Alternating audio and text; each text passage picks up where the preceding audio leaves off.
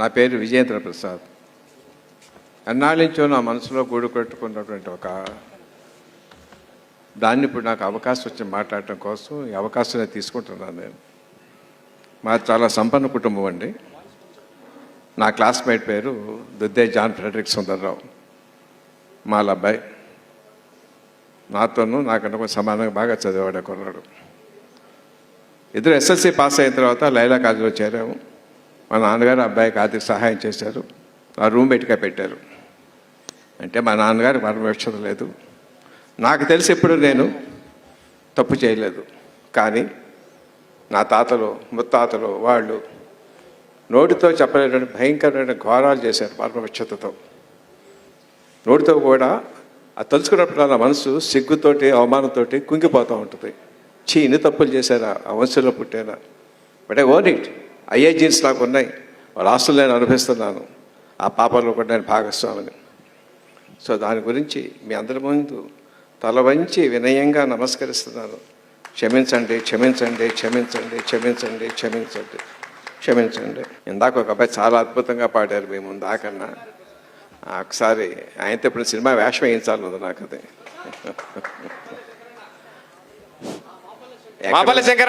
ఎక్కడున్నారు ఆయన? ఇక్కడ ఉన్నారా? పొడుస్తున్న పొద్దు మీద నడుస్తున్న కాలమా, పోరు తెలంగాణమా, పౌరు తెలంగాణమా, కోట్లాది ప్రాణమా, పౌరు తెలంగాణమా, కోట్లాది ప్రాణమా. నా ఆఫీసులో ఒకే ఒక ఫోటో ఉందండి. అది అంబేద్కర్ గారిది. వారి మీద సినిమా కథ రాస్తున్నాను. దాని గురించి కొంత రీసెర్చ్ చేశాను నేను. రమాబాయి గారి గురించి ఒక అలసిపోయారు ఆయన. గ్లాస్ మంచిలు తాగండి అంది. తాగారు. నాకు దాహం వేస్తుందో గ్లాస్ ఇవ్వండి అంది. ఇవ్వకపోతే ఈ నీళ్ళు కాదు, మా ఊళ్ళో పెద్దలు చెరువు నీళ్ళు కావాలంటే అక్కడికి వెళ్ళాడు ఆయన. దళితులు తాగే చెరువు నీళ్ళు ఒక ఎకరం, మురికిలు పెట్టి బైకులు పెట్టి ఉన్న నీళ్లు దూరంగా 7 ఎకరాల చెరువు ఉంది. స్పష్టంగా స్వచ్ఛంగా ఉన్న నీళ్లు. అక్కడికి వెళ్ళి ముచ్చుకోకపోతే తెలిసివాడు పరిగెత్తుకొచ్చాడు. బావగారు ఎప్పుడు వచ్చారంటాను. ఏంటి నీళ్ళు కావాలంటే వాడి చేతులు చూపించాడు. 2 చేతులు లేవు వాడికి. దాంట్లో నీళ్ళు తీసుకుంటే చేతులు కట్ చేశారు. మీరైతే మా చేతులు కట్ చేస్తారు బావగారు. ఊరి పెద్దలను అడగాలి. ఆ ఊరి దేశముఖ్ పెద్ద ఇల్లు. అప్పటికే లాయర్ చేస్తున్నాడు, కారు ఉంది, సంపాదన ఉంది, సూట్లో వెళ్ళాడు. అక్కడ కాపలావాడు ఎవరు వచ్చారు, ఎందుకు వచ్చారయ్యా? దేశముఖ్ గారితో పని ఉంది. ఏం పని అయ్యా?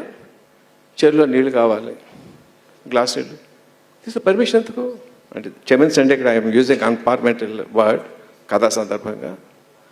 నేను దళితుడినాయా అన్నాడు. మహర్సాల ఒకసారి దిగిపోయింది. ఇలాగెళ్దామని ప్యాంట్ తీ, కోట్ తీ, చెప్పులు తీ. ఎవరు తెలిసి గోచి పెట్టించాడు ఆయనతోటి. డబల్ డాక్టరేట్ పుచ్చుకున్నటువంటి గొప్ప విద్యావంతుడితోటి. భార్యకి ఇచ్చిన మాట కోసం వెళ్తే వాడు అందరూ నీళ్ళలో ఉన్నారు. ఆయన ఎండే రాతి మీద ఉన్నారు. ఆయన క్యా సాలా క్యా చాయ్ హై తుమ్కో. ఆ చెరువులో గ్లాస్ నీళ్ళు కావాలి. నైదైతే మహర్సాలకు నైదైతే. సార్ క్షమించండి, అన్పార్లమెంటరీ లాంగ్వేజ్ కథపరంగా తప్ప నా ఉద్దేశం అది కాదమ్మా. నైదైతే. కానీ ఒకే ఒకసారి పోయి అంటారు, అందరం పట్టించుకోం. ఎప్పుడో తెలుసా? మీ ఆడవాడు మా పక్కలో పడుకున్నప్పుడు స్నానం చేస్తాం, పోయింది అనుకుంటాం. ఇక్కడ ఇంతమంది ఉన్నాం.